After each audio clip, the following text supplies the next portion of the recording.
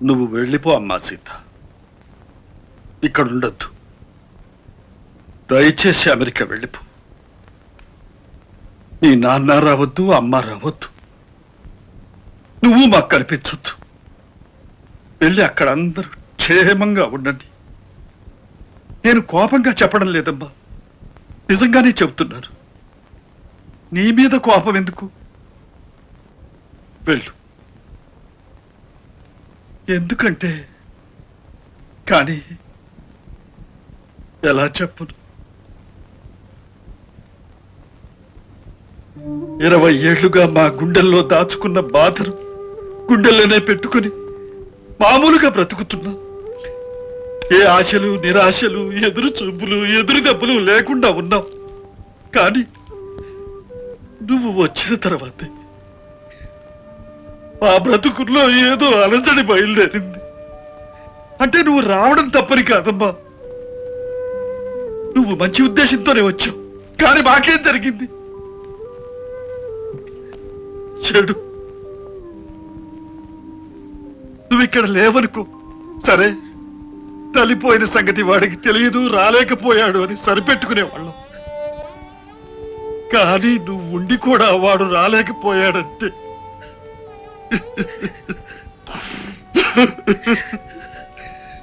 నాకెంతో కష్టంగా ఉంది అమ్మా. వాడు లేని వెలితి నిన్ను చూసినప్పుడల్లా గుర్తుకొస్తోంది. ఇలాంటివి ఇంకా ఎన్ని జరుగుతాయో, ఎన్నిసార్లు నిస్పృహతో బాధపడాలో ఈ వయసులో నాకెందుకమ్మా ఇవన్నీ?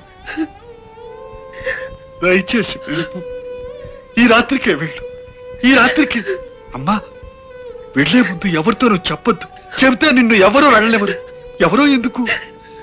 నాకే నువ్వు వెళ్ళడం ఇష్టం లేదు.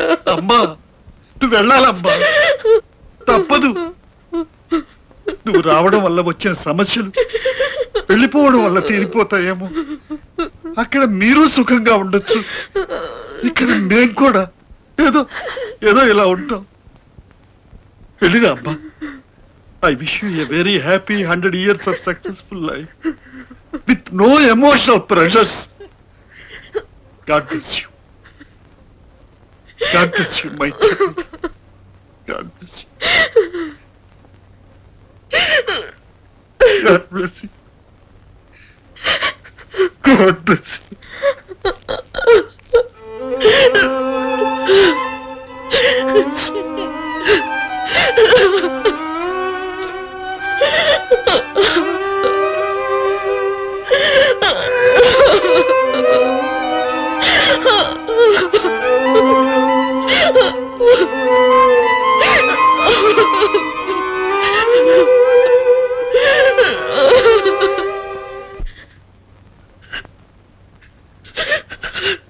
నన్ను క్షమించండి నాన్న. తాత నన్ను గురించి వెళ్ళిపోమ్మన్నారు, ఎవరికి చెప్పకుండా వెళ్ళిపోమ్మన్నారు. నేను నిజం చెప్పలేను నాన్న. మీ ఆఖరి కోరిక తీర్చలేను. నన్ను క్షమించండి నాన్న, క్షమించండి.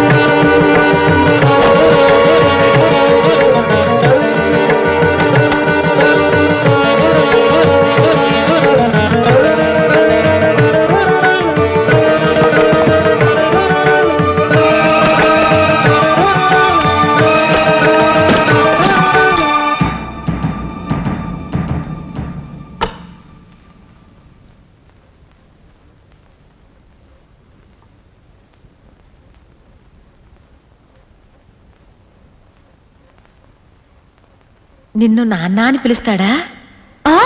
నన్ను పేరు పెట్టి ఎప్పుడు పిలవరు, నాన్నని పిలుస్తారు. చిన్నప్పుడు తాతయ్యతో చెప్పేవారంట కదా కబుర్లు. ఇప్పుడు నాతో. నేను మా నాన్నకే నాన్నని తెలుసా?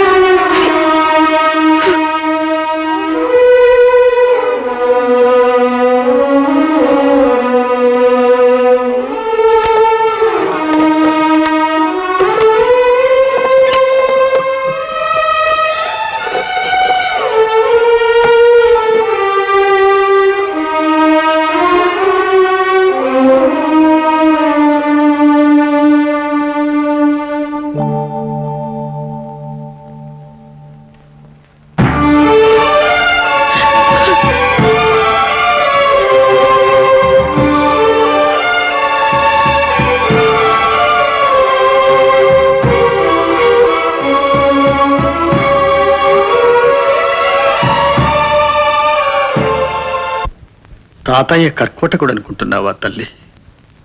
నన్ను శపిస్తున్నావా? నేను వెళ్ళను తాతయ్య అని దబాయించి నువ్వు ఉండిపోకూడదు. నీకు ఆ హక్కు లేదా? రామ్మా, మరొక్కసారి నేను కళ్ళారా చూడాలనుంది సీత.